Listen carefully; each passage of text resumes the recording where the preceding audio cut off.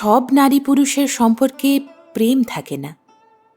কিছু সম্পর্ক মনুষ্যত্বের জয়গান গেয়ে যায়। যুগ যুগ ধরে সামাজিক রীতিনীতি উপেক্ষা করে একে অপরের পাশে থেকে যায়।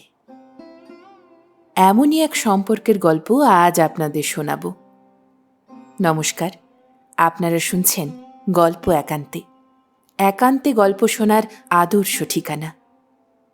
আমাদের গল্পগুলি কেমন লাগছে কমেন্ট করে আপনার মূল্যবান মতামত অবশ্যই জানান। ভালো লাগলে একটি লাইক আর পরবর্তী গল্পের জন্য সাবস্ক্রাইব করতে ভুলবেন না। আর সকল পরিচিতদের মধ্যে গল্পগুলিকে ভাগ করে নেবেন। শুনতে থাকুন লেখক শ্রী নারায়ণচন্দ্র ভট্টাচার্যের কলমে গল্প কৃতজ্ঞতা।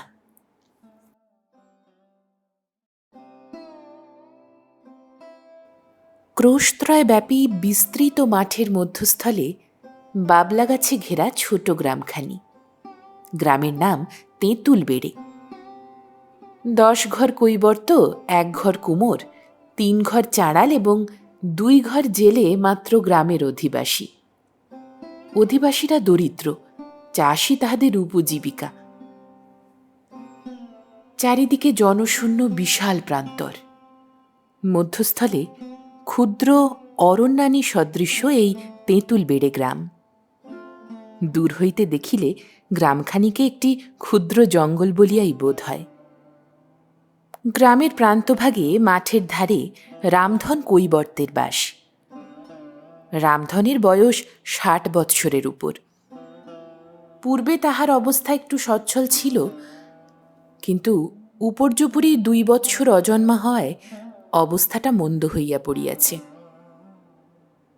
তাহার উপর গত বৎসর চৈত্র মাসে চড়কের দিনে যখন বিবিধ বর্ণের পক্ষশোভিত ঢাকের তুমুল শব্দের সহিত গ্রামখানার মধ্যে একটা উৎসবের কল্লোল ছড়াইয়া পড়িতেছিল, তখন তাহার একমাত্র পুত্র শ্রীমন্ত কঠিন জ্বর রোগে পিতাকে কাঁদাইয়া যুবতী ভার্যাকে ফেলিয়া ইহলোক ত্যাগ করিয়াছিল।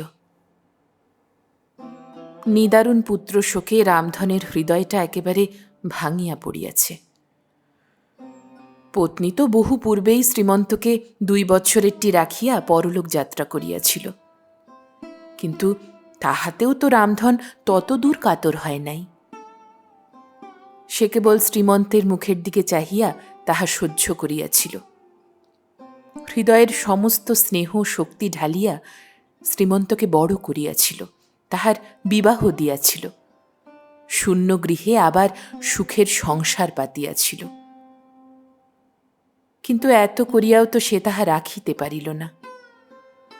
কালের কঠোর করস্পর্শে বৃদ্ধের একমাত্র হৃদয়রত্ন শ্রীমন্ত সেই নূতন পাতানো সংসারটাকে ভাঙিয়া দিয়া চলিয়া গেল।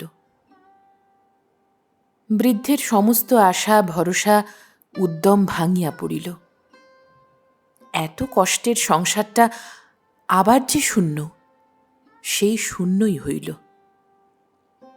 সেই শূন্য সংসারে রহিল কেবল শোকজীর্ণ বৃদ্ধ রামধন আর তাহার 17 বর্ষীয়া পুত্রবধূ কেতকী। কেতকী না থাকিলে বুঝি বৃদ্ধ রামধন এত বড় আঘাতটা সহিত না। কেবল কেতকীর যত্নে, কেতকীর ভক্তিতে, তার সেবায় ও মায়ায় বৃদ্ধের হৃদয়ের জ্বলন্ত আগুনটা চাপিতে হইল। কেতকীর জন্যই সংসার শূন্য হইয়াও আবার তাহাকে সংসারী হইতে হইল। আবার শোকজীর্ণ রামধন তরকারির মোট মাথায় লইয়া চকদিঘির হাটে চলিল। আবার সে বৈশাখের রৌদ্র, শ্রাবণের ধারাপাত উপেক্ষা করিয়া চাষে খাটিতে লাগিল। কেতকীর মুখে বাবা সম্বোধন শুনিয়া বৃদ্ধ এই মরণের পথে দাঁড়াইয়াও জীর্ণ সংসারটাকে আবার সবলে বুকের উপর চাপিয়া ধরিল। রামধনের কয়েক বিঘা তরকারির ক্ষেত ছিল। তাহাতে বেগুন, শশা, শাক, কুমড়া প্রভৃতি সময়োপযোগী ফসল হইত। হাটের পূর্বদিন অপরাহ্নে কেতকী বিক্রয়ের উপযুক্ত জিনিস ক্ষেত্র হইতে তুলিয়া ঠিক করিয়া রাখিত। রামধন সকালে উঠিয়া সেই মোট মাথায় 3 ক্রোশ দূরে চকদিঘির হাটে যাইত। হাট হইতে ফিরিতে প্রায় সন্ধ্যা হইত। সেদিন আর দিবসের মধ্যে কেতকীর খাওয়া হইত না। সে আহারাদি প্রস্তুত করিয়া অপরাহ্নকাল হইতেই দ্বারদেশে বসিয়া শ্বশুরের আগমন প্রতীক্ষা করিত। তারপর দূর হইতে শ্বশুরকে আসিতে দেখিলেই সে তাড়াতাড়ি গিয়া তাহার হাত হইতে ঝাঁকাটা লইত এবং শ্বশুরের অগ্রে অগ্রে গৃহে আসিত। গৃহে আসিলে কেতকী জল আনিয়া শ্বশুরের পা ধোয়াইয়া দিত, তামাক সাজিয়া আনিত। তারপর একটু বিশ্রাম করিয়া রামধন আহারে বসিত। কেতকী সম্মুখে বসিয়া মাতা যেমন আগ্রহ যত্নের সহিত সন্তানকে খাওয়ায়, তেমনি করিয়া তাহাকে খাওয়াইত। শ্বশুরের আহার শেষ হইলে তাহাকে পান তামাক দিয়া কেতকী নিজে আহারে বসিত। এই রূপে কেতকীর যত্নে ও শুশ্রূষায় বৃদ্ধ রামধন সমস্ত ভুলিয়া যাইত। তাহার ভগ্ন অবসন্ন হৃদয়টা আবার সংসারের সহিত কঠোর যুদ্ধের জন্য সবলে বুক বাঁধিত।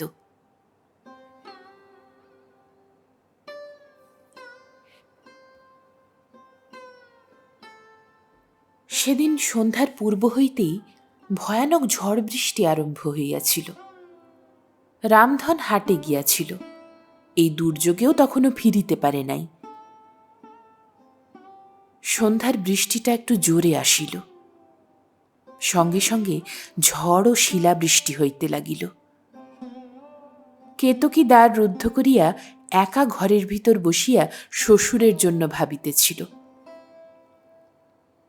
ভাবিতে ভাবিতে কত কথাই তাহার মনে হইতেছিল, স্বামীর কথা, সংসারের কথা। একে একে সকলই একটি ঘোর দুঃস্বপ্নের মতো তাহার মনে পড়িতেছিল। ভাবিতে ভাবিতে কেতকীর বুকটা যেন ভাঙিয়া পড়িতেছিল। তাহার ব্যথিত হৃদয় হইতে একটা আকুল দীর্ঘশ্বাস বাহির হইয়া ঝটিকা প্রবাহে মিশিয়া যাইতেছিল। বাহিরে উন্মাদিনী প্রকৃতির ভৈরব তাণ্ডবে দিগন্ত কম্পিত হইতেছিল। সহসা বহির্দ্বারে ঘন ঘন আঘাতের শব্দ হইল। কেতকী তাড়াতাড়ি উঠিয়া দাঁড়াইল। শ্বশুরের আগমন সম্ভাবনায় তাহার চিন্তাক্লিষ্ট মুখটা হাসিয়া উঠিল। সে ভিজিতে ভিজিতে গিয়া তাড়াতাড়ি দ্বার খুলিয়া দিল। বাহিরে ঘোর অন্ধকার হইলেও ঘন ঘন বিদ্যুৎ চমকাইতেছিল। সেই বিদ্যুতালোকে কেতকী দ্বারের সম্মুখে যাহা দেখিল, তাহাতে সে স্তম্ভিত হইল। সেরূপ অদ্ভুত মূর্তি কেতকী জীবনে কখনো দেখে নাই। ভয়ে বিস্ময়ে তাহার সর্বশরীর আড়ষ্ট হইয়া উঠিল। কেতকী যে মূর্তি দেখিয়া স্তম্ভিত হইল, তাহার কিছুই নহে, জনৈক সাহেবের মূর্তি। কেতকী ইহার পূর্বে আর কখনো সাহেব দেখে নাই, কেবল শুনিয়াছিল রেল লাইন প্রস্তুত করিতে শ্যামগঞ্জে কয়েকজন সাহেব আসিয়াছে। আজই সম্মুখে সাহেবের অদৃষ্টপূর্ব মূর্তি দেখিয়া কেতকী তাহাকে মনুষ্য অথবা অন্য কোনো প্রকার জীব বলিয়া কিছুই নির্ধারণ করিতে পারিল না। মানুষ হইলে এমন মানুষ তো সে কখনো দেখে নাই। সাহেব দ্বারমোচনকারিণীকে এরূপ স্তম্ভিতভাবে দাঁড়াইয়া থাকিতে দেখিয়া ভাঙা ভাঙা বাংলায় বলিলেন, আমি বড় বিপদে পড়িয়াছি। বাঁকা বাঁকা কথা হইলেও কেতকী বুঝিল ইহা মানুষ।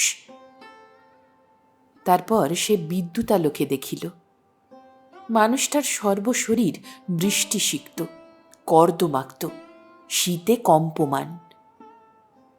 কেতকী বুঝিতে পারিল যেই হোক একটা মানুষ ঝড় বৃষ্টিতে মাঠের মাঝে বিপদে পড়িয়াছে। তখনও সমান বেগে বৃষ্টির সহিত বজ্রপাত হইতেছিল, ঝড়ও চলিতেছিল। কেতকী দেখিল আশ্রয় না পাইলে মানুষটা আজি এই জলে ঝড়ে মারাই যাইবে। তখন সে সাহসে নির্ভর করিয়া বলিল, এসো। থ্যাংক ইউ গার্ল বলিয়া সাহেব অগ্রবর্তিনী কেতকীর পশ্চাৎ অনুসরণ করিলেন। কেতকী আসিয়া গৃহের রোয়াকে দাঁড়াইল। সাহেবও দাঁড়াইলেন, কিন্তু ঝড়ের বেগে সেখানে দাঁড়ানো দায় হইল। অগত্যা কেতকী ঘরে প্রবেশ করিয়া সাহেবকেও আসিতে বলিল। সাহেব ঘরে আসিয়া ও গড বলিয়া হাঁপ ছাড়িলেন। কেতকী ঘরের দ্বার বন্ধ করিয়া দিল। ঘরে ক্ষীণ আলোক জ্বলিতেছিল। সেই আলোকে কেতকী ভালো করিয়া সাহেবের মূর্তি ও পরিচ্ছদ দেখিল। গ্রামের কেহ কেহ পূর্বে সাহেব দেখিয়া আসিয়াছিল। তাহাদের মুখে যেরূপ বর্ণনা শুনিয়াছিল, এক্ষণে সম্মুখস্থ মূর্তিকে তদনুরূপী দেখিল। কেবল তাহার মাথায় টুপিটা ছিল না, তাহা ঝড়ে উড়িয়া গিয়াছে। কেতকী চিনিল এও সাহেব। সে শুনিয়াছিল সাহেবরা দেবতার জাত, কেহ তাহাদের কাছে যাইতে পারে না। তাহারা আকাশে উড়িয়া বেড়ায় এবং মন্ত্র বলে গাড়ি চালায়, জলের উপর বাড়ি ভাসায়, ইত্যাদি ইত্যাদি। এক্ষণে সেই অসীম ক্ষমতাসম্পন্ন সাহেবকে আপন গৃহে বিপন্ন অতিথি রূপে দেখিয়া কেতকীর একটু ভয় বিমিশ্রিত কৌতূহল হইল। সে সাহস করিয়া ধীরে ধীরে জিজ্ঞাসা করিল, তুমি কি সাহেব? সাহেব তাহার মুখের দিকে তাকাইয়া ঈষৎ হাস্যপূর্বক বলিলেন, ইয়েস, আমি সাহেব আছে, কিন্তু আমাকে বড় শীত হইতেছে। কেতকী দুইখানি শুষ্ক বস্ত্র দিয়া বাহিরে দাঁড়াইল। বাধ্য হইয়া সাহেব কোট প্যান্টালুন পরিত্যাগপূর্বক একখানা কাপড় পরিলেন, অপরখানা গায়ে দিলেন। ঘরে একখান জল চৌকি ছিল। কেতকী তাহা লইয়া সাহেবকে বসিতে দিল। সাহেব হৃষ্টান্তকরণে ধন্যবাদ দিয়া তাহাতেই উপবেশন করিলেন। তেঁতুল বেড়ের ৩ ক্রোশ পশ্চিমে রেল লাইন নির্মিত হইতেছিল। তাহারই তত্ত্বাবধানের জন্য কয়েকজন সাহেব আসিয়া শ্যামগঞ্জে ছাউনি করিয়াছিলেন। আগন্তুক সাহেব তাহাদিগেরই অন্যতম। সাহেবের নাম জন হ্যারিংটন। ছাউনিতে যে কয়জন সাহেব ছিলেন, হ্যারিংটনই তাহাদের মধ্যে উচ্চপদস্থ প্রধান কর্মচারী। অদ্য কোনো বিশেষ কার্যানুরোধে সাহেব পদব্রজে চকদিঘির বাজারে গিয়াছিলেন। সেখান হইতে ফিরিতে অপরাহ্ন হইয়াছিল। মাঠের উপর দিয়াই রাস্তা। সাহেব যখন সেই বিস্তৃত মাঠের মধ্যস্থলে আসিলেন, তখন সহসা আকাশ মেঘাচ্ছন্ন হইল। সঙ্গে সঙ্গে ঝড় বৃষ্টি আসিল। সাহেব ভিজিতে ভিজিতে আশ্রয়ানুসন্ধানে ছুটিলেন। দেখিতে দেখিতে সন্ধ্যার অন্ধকার মেঘের অন্ধকারের সহিত মিশিয়া চারিদিক আচ্ছন্ন করিল। হ্যারিংটন অনেক ঘুরিয়া ফিরিয়া, অনেক ক্লেশ ভোগ করিয়া তেঁতুল বেড়ে গ্রামে উপস্থিত হইলেন এবং বিদ্যুতালোকে সম্মুখের একখানি বাটি দেখিয়া তাহাতেই আশ্রয় গ্রহণ করিবার জন্য দ্বারে করাঘাত করিয়াছিলেন। সেই করাঘাতেই কেতকীর চিন্তাসূত্র বিচ্ছিন্ন হইয়াছিল।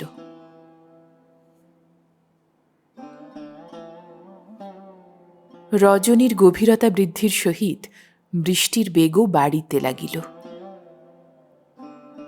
কেতকী বসিয়া বসিয়া শ্বশুরের বিষয়ে ভাবিতে লাগিল, আর সাহেবও মুদিত নয়নে বসিয়া ছাউনিস্থ আরাম কেদারার সহিত এই ক্ষুদ্র চৌকিখানার তুলনা করিতে করিতে কে অধিক মূল্যবান তাহারই মীমাংসা করিতে লাগিলেন এবং মধ্যে মধ্যে এই দয়াবতী রমণীর করুণা স্মরণ করিয়া মুগ্ধ হইতে থাকিলেন।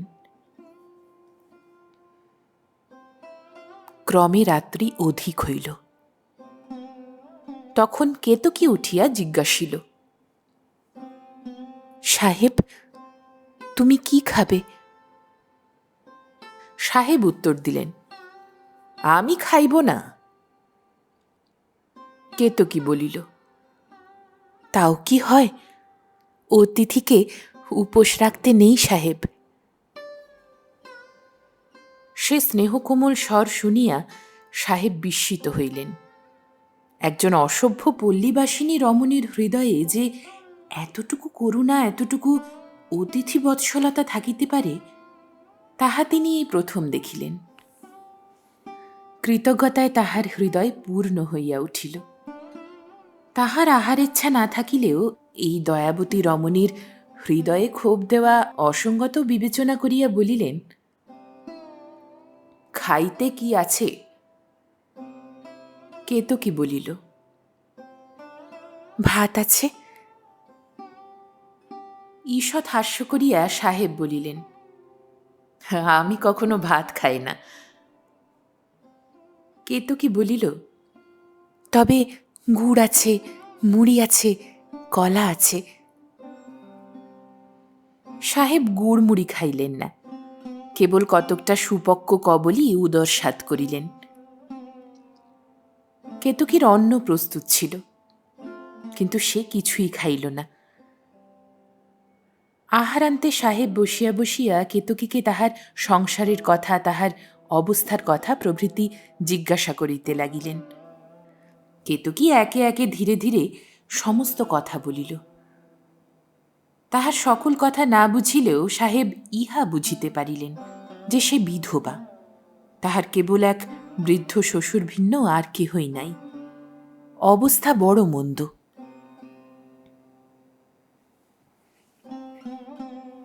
রাত্রি শেষে বৃষ্টি থামিল। প্রভাতে উঠিয়া সাহেব বস্ত্র পরিবর্তন করিলেন এবং পকেট হইতে একখানা নোট বাহির করিয়া কেতকীর হাতে দিতে গেলেন, কিন্তু কেতকী তাহা লইল না। সাহেব অনেক অনুরোধ করায় সে বলিল, বিপদে মানুষকে আশ্রয় দিয়া কিছু লইতে নাই সাহেব।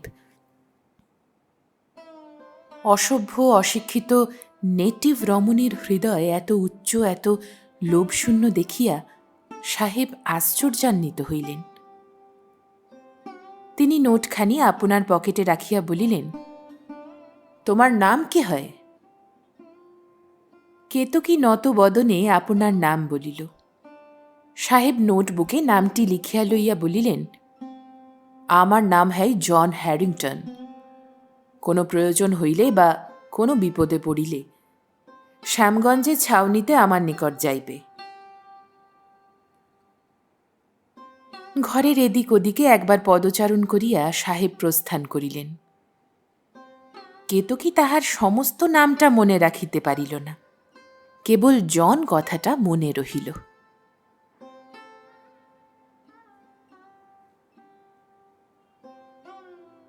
প্রভাতে রামধনের গৃহ হইতে সাহেবকে বহির্গত হইতে দেখিয়া গ্রামের লোকেরা বিস্মিত হইল।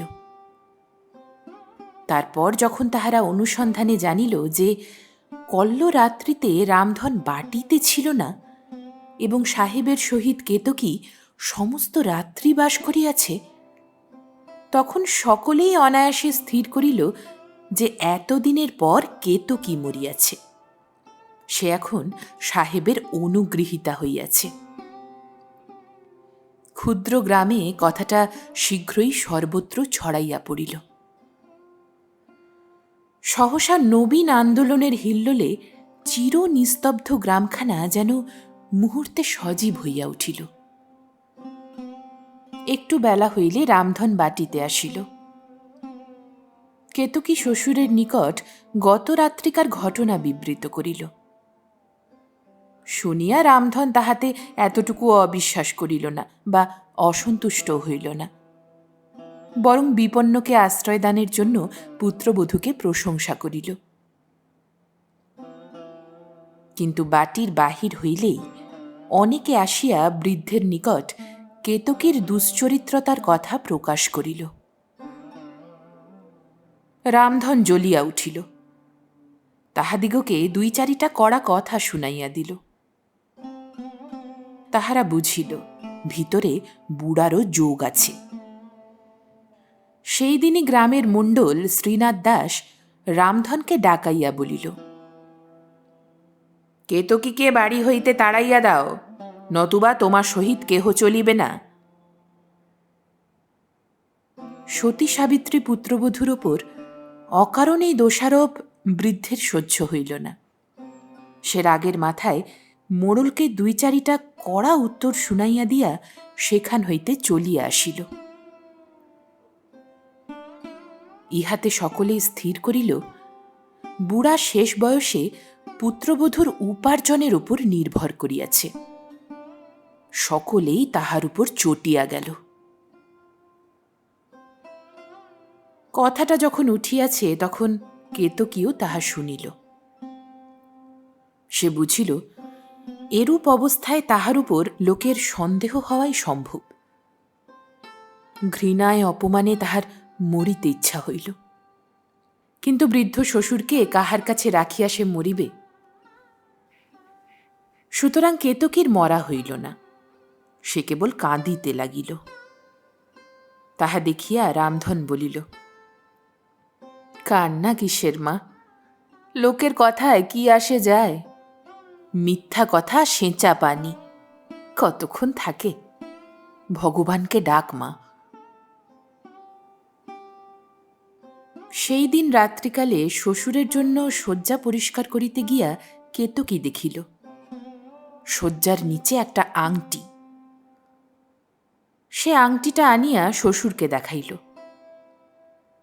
আলোকের নিকট গিয়া রামধন দেখিল আংটির মধ্যে একটা লাল পাথর। পাথরটা যেন জ্বলিতেছে। সেটাকে নাড়িয়া চাড়িয়া রামধন বলিল, আংটিটা বোধহয় দামি। কেতকী বুঝিল ইহা সেই সাহেবেরই কাজ। সে বলিল, এটা নিশ্চয়ই সেই সাহেবের আংটি, বোধহয় ফেলে গেছে, কাল তাহাকে দিয়া আইসো।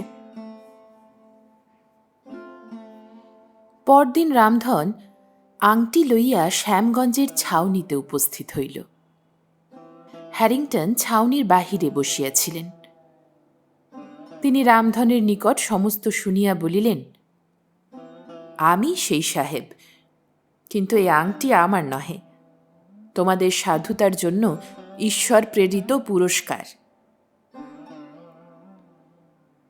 রামধন তাহাকে আংটি ফিরাইয়া লইতে অনেক অনুরোধ করিল, কিন্তু সাহেব কিছুতেই তাহা আপনার বলিয়া স্বীকার করিলেন না। অগত্যা রামধন ফিরিয়া আসিল। সাহেব এই দরিদ্র কৃষকের সততা দেখিয়া মুগ্ধ বিস্মিত হইলেন। অপবাদটা মুখে মুখে ক্রমেই বাড়িয়া উঠিল, এমনকি শেষমেশ বাস করাও রামধনের দায় হইল। কেহই তাহার সহিত কথা কহে না, দেখা হইলে মুখ বাঁকাইয়া মুচকি হাসিয়া চলিয়া যায়। কেহ বা তাহার মুখের উপর 2-4টা তীব্র বিদ্রুপ বাক্যও শুনাইয়া দেয়। কখনো বা ছেলের দল তাহার পশ্চাতে হাততালি দিয়া ওঠে। ইহাতে বৃদ্ধ রামধন হৃদয়ে শেলাঘাতের নিদারুণ যন্ত্রণা অনুভব করে। অনেক চিন্তার পর রামধন দেশত্যাগ করাই স্থির করিল। কিন্তু অন্যত্র গিয়া নূতন করিয়া ঘর বাঁধিতে হইলে কিছুটা টাকার দরকার। তখন কেতকী সেই আংটিটা বিক্রয় করিয়া টাকা সংগ্রহ করিতে পরামর্শ দিল। অনেক ভাবিয়া চিন্তিয়া রামধনও তাহাতে সায় দিল। হাটের দিন রামধন হাটে যাইবার সময় আংটিটা সঙ্গে লইয়া গেল। সেখানে এক পোদ্দারের দোকানে আংটিটা দেখাইল। পোদ্দার রামধনের হস্তে এমন মূল্যবান আংটি দেখিয়া বিস্মিত হইল। সে বুঝিল আংটির পাথরখানার দাম 2000 টাকার কম নহে। একজন সামান্য লোকের নিকট এরূপ মূল্যবান আংটি দেখিয়া পোদ্দারের মনে বড় সন্দেহ হইল। সে রামধনকে বসিতে বলিয়া গোপনে পুলিশে সংবাদ দিল। তৎক্ষণাৎ পুলিশ আসিয়া আংটির সহিত রামধনকে গ্রেপ্তার করিল। মধ্যাহ্নকালে দুই একজন লোক হাট হইতে ফিরিয়া এ সংবাদটা গ্রামে রাষ্ট্র করিয়া দিল। কেতকীও শুনিল। তাহার মাথায় আকাশ ভাঙিয়া পড়িল। কি উপায়ে শ্বশুরকে উদ্ধার করিবে তাহার কিছুই স্থির করিতে পারিল না। গ্রামের মধ্যে এমন কেহই নাই যাহাকে সে আপনার দুঃখের কথা বলে বা এ বিপদে সাহায্য প্রার্থনা করে। কেতকী বড় অস্থির হইয়া পড়িল। সহসা তাহার মনে হইল সেই সাহেব যাইবার সময় বলিয়া গিয়াছিল, কোন বিপদে পড়িলে শ্যামগঞ্জে আমার নিকট যাইবে। সাহেব মনে করিলে কি না করিতে পারে। বিশেষত সাহেব যদি আংটি নিজের বলিয়া স্বীকার করে তবে তো সকল গোল চুকিয়া যায়। কিরূপে সেখানে সংবাদ দেওয়া যায়? অনেক ভাবিয়া শেষে কেতকী সাহসে বুক বাঁধিল। নিজেই সাহেবের সঙ্গে দেখা করিবার জন্য শ্যামগঞ্জে চলিল। ৩ ক্রোশ পথ ভাঙিয়া কেতকী অপরাহ্নকালে শ্যামগঞ্জের ছাউনিতে উপস্থিত হইল। ছাউনির বাহিরে একজন লোক দাঁড়াইয়াছিল। কেতকী তাহাকে জন সাহেবের কথা জিজ্ঞাসা করিল। লোকটি বলিল, এখানে জন নামে 2 জন সাহেব থাকেন। সাহেবের আর কোনো নাম জানো? কেতকী বলিল, ভুলিয়া গিয়াছি। লোকটি বলিল, কিন্তু জন নামে যে 2 জন সাহেব থাকেন তাহাদের কেহই আজ এখানে নাই। একজন 4 ক্রোশ দূরে পলাশপুরে গিয়াছেন, সন্ধ্যার পর আসিবেন বোধহয়। আরও একজন গোপালনগরে আছেন। গোপালনগর সেখান হইতে 1 ক্রোশ দূর। রাস্তা ভালো। কেতকী আর কোনো কথা না বলিয়া গোপালনগরে চলিল। যাইবার সময় লোকটি জিজ্ঞাসিল, তোমার নাম কি? কেতকী আপনার নাম বলিয়া দ্রুত পদে চলিয়া গেল।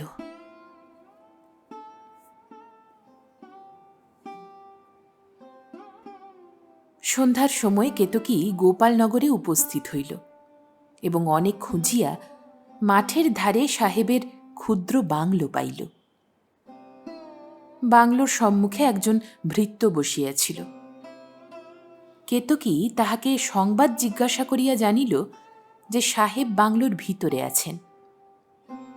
তখন সে ভৃত্যকে অনেক অনুনয় বিনয় করিয়া সাহেবের সহিত দেখা করাইয়া দিতে বলিল। তাহার কাতরতা দর্শনে ভৃত্য তাহাকে অপেক্ষা করিতে বলিয়া বাংলোর ভিতর প্রবেশ করিল এবং অল্পক্ষণ পরেই ফিরিয়া আসিয়া কেতকীকে লইয়া সাহেবের নিকট পৌঁছাইয়া দিল। একটি ক্ষুদ্র কক্ষে বসিয়া সাহেব তখন বিশ্রাম করিতেছিলেন। কেতকী সেই কক্ষ মধ্যে প্রবেশ করিয়াই চমকিয়া উঠিল। দেখিল এ তো সে সাহেব নয়। তাহার মুখখানা তো এমন বিশ্রী নহে। কেতকীকে কক্ষে প্রবেশ করিতে দেখিয়াই সাহেব তীক্ষ্ণ দৃষ্টিতে একবার তাহার দিকে চাহিলেন। তাহার পর স্বাভাবিক রুক্ষস্বরে জিজ্ঞাসিলেন, কি চাও তুমি? কেতকী কম্পিত কণ্ঠে বলিল, তুমি তো সে সাহেব নও। সাহেব বলিলেন, কাহাকে চাও তুমি? কেতকী বলিল, আমি জন সাহেবকে খুঁজছি। সাহেব সহাস্যে বলিলেন, আমিও জন আছে, আমার নাম জন রবার্ট। কি কাজ আছে তোমার?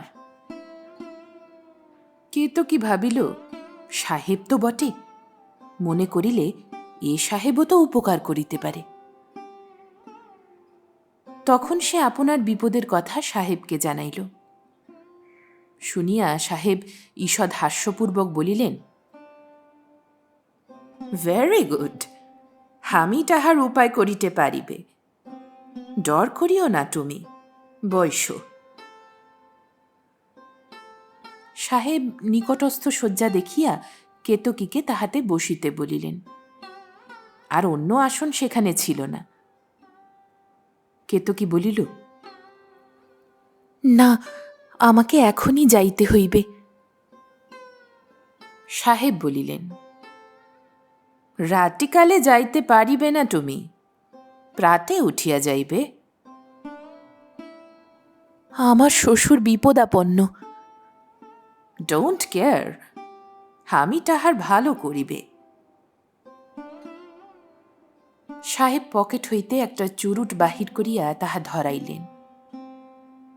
পরে দ্বারের দিকে অগ্রসর হইয়া বলিলেন, খল্ল প্রাটে আমি পুলিশে লোক পাঠাইব, ডরো মত বিবি। সাহেব কক্ষদ্বার রুদ্ধ করিয়া চলিয়া গেলেন। কেতকী কক্ষতলে বসিয়া রহিল।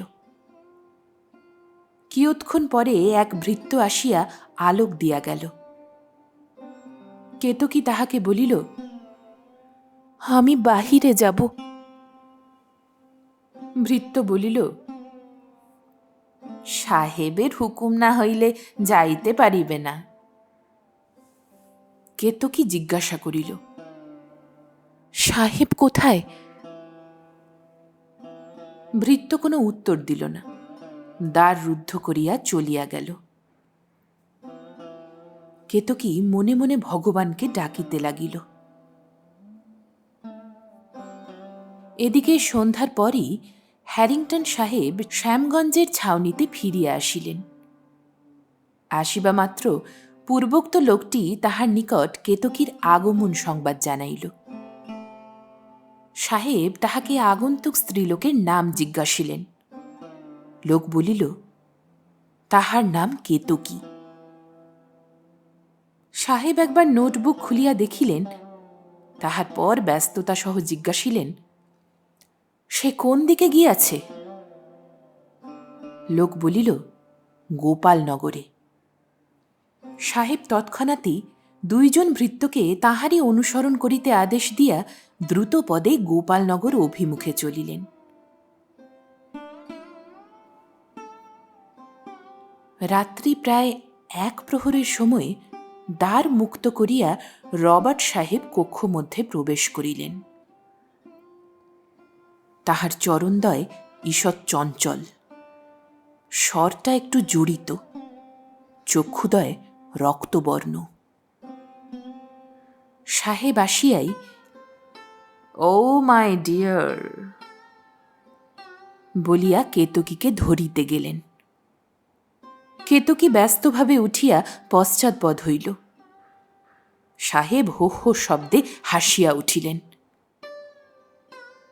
পরক্ষণেই তিনি উভয় বাহু বিস্তার করিয়া কেতকীকে আলিঙ্গন পাশে বদ্ধ করিবার জন্য অগ্রসর হইলেন। কেতকী চিৎকার করিয়া উঠিল।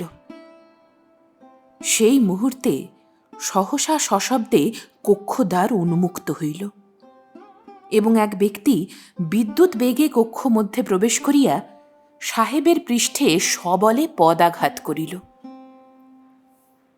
সে আঘাতে সাহেব কয়েক হাত দূরে নিপতিত হইলেন। কেতকী সবিস্ময়ে চাহিয়া দেখিল, সে যাহাকে খুঁজিতেছিল সম্মুখে সেই সাহেব। সে চিৎকার করিয়া সাহেবের পদতলে লুটাইয়া পড়িল।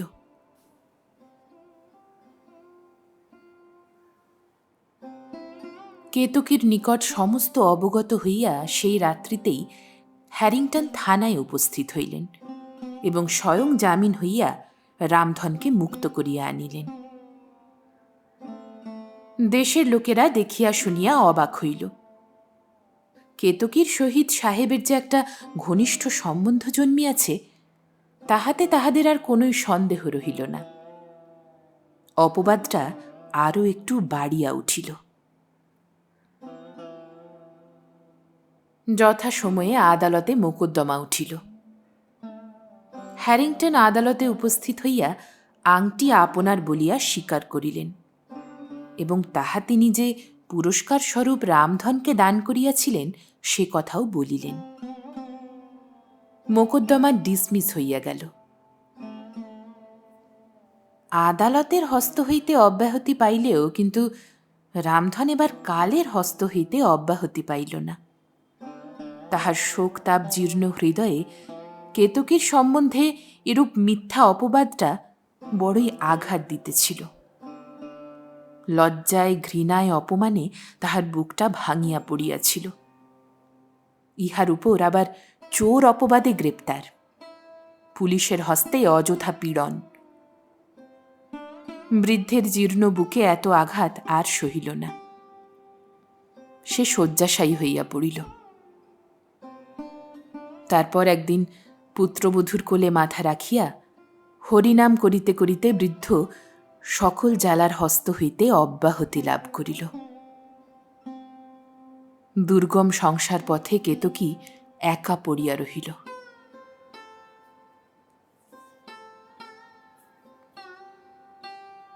কেতকী প্রথমে খুব কাঁদিল। তাহার পর চক্ষু মুছিয়া শ্বশুরের সৎকারের জন্য ব্যস্ত হইল।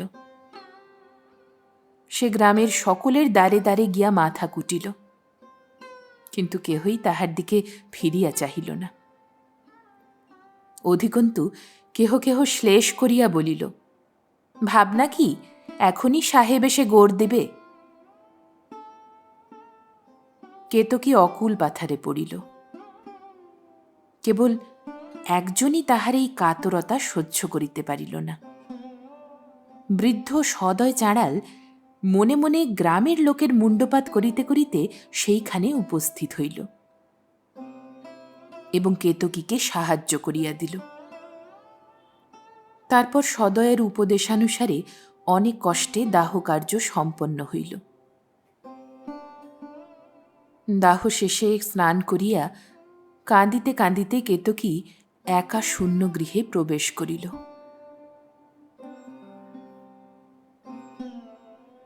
ইহার ৩ দিবস পরে একদিন গভীর রজনীতে তেঁতুলবেড়ে গ্রামে একটা বড় গোল উঠিল। ভীষণ চিৎকার ধ্বনি, লাঠির ঠকঠকি এবং দরজা ভাঙার শব্দ শুনিয়া গ্রামবাসীরা বুঝিল রামধনের ঘরে ডাকাত পড়িয়াছে। সকলে উত্তম রূপে স্ব স্ব গৃহদ্বার রুদ্ধ করিল।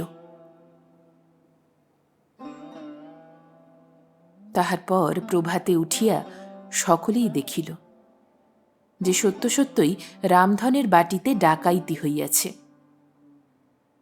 কিন্তু ঘরের জিনিসপত্র সমস্তই রহিয়াছে, কেবল কেতকী নাই। সকলে সবিস্ময়ে পরস্পরের মুখ চাওয়াচাই করিল।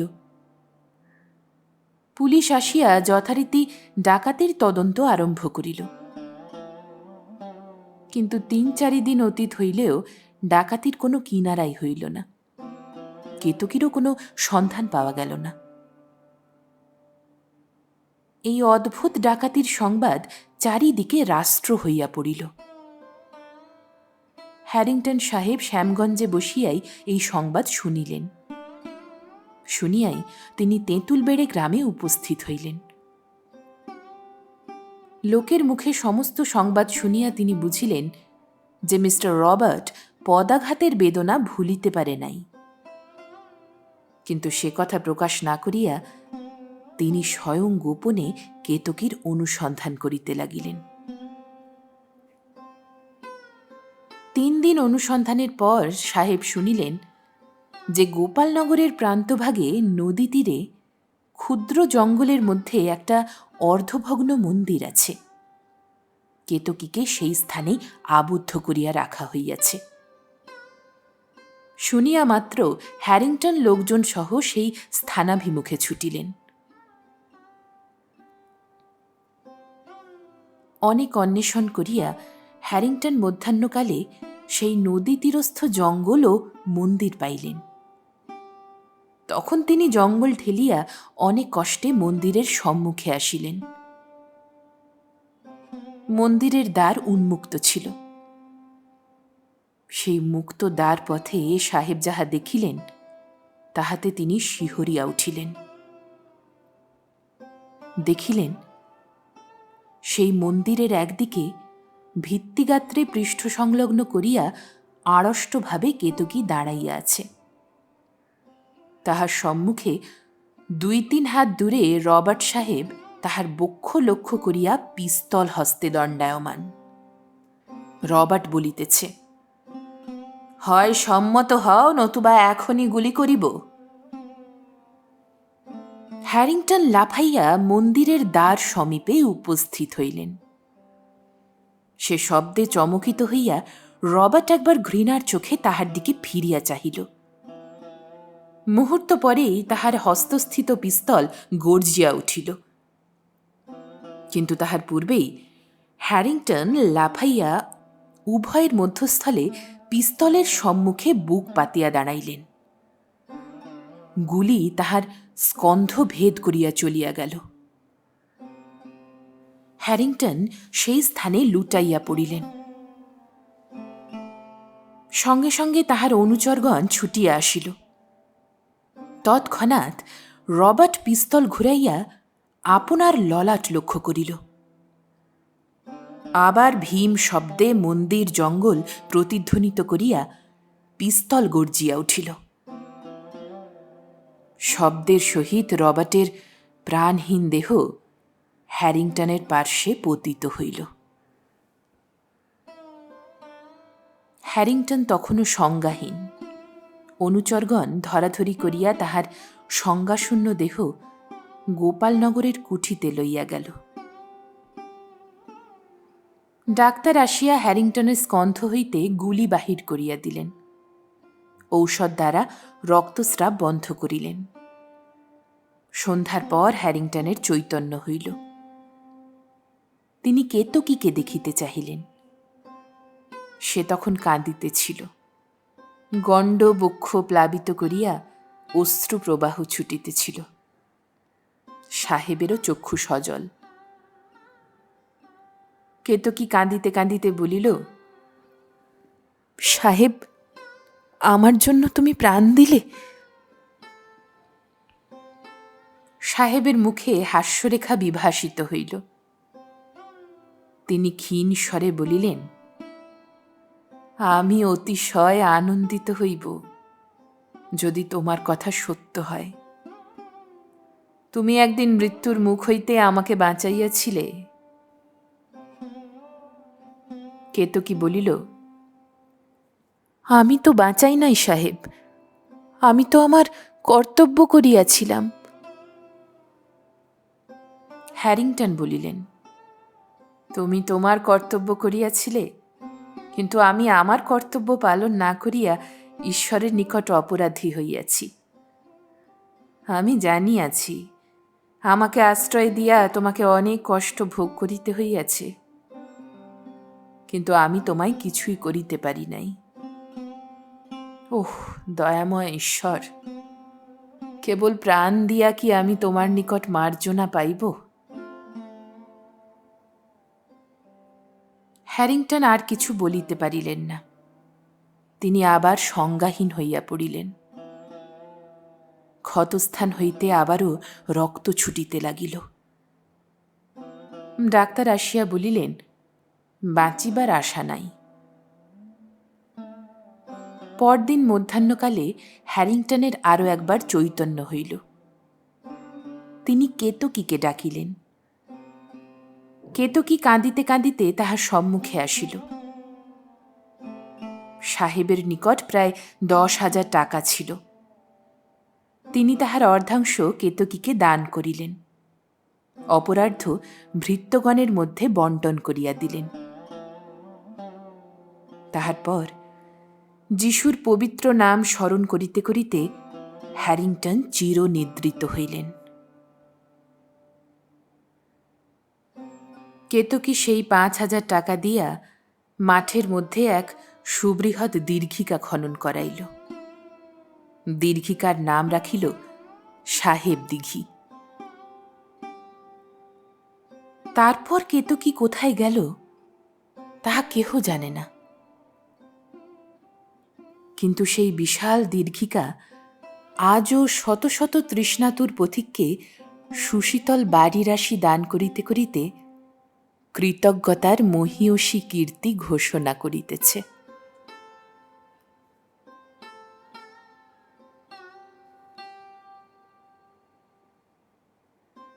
আপনারা শুনছিলেন লেখক শ্রী নারায়ণচন্দ্র ভট্টাচার্যের কলমে গল্প কৃতজ্ঞতা। পরবর্তী গল্পের জন্য শুনতে থাকুন গল্প একান্তে।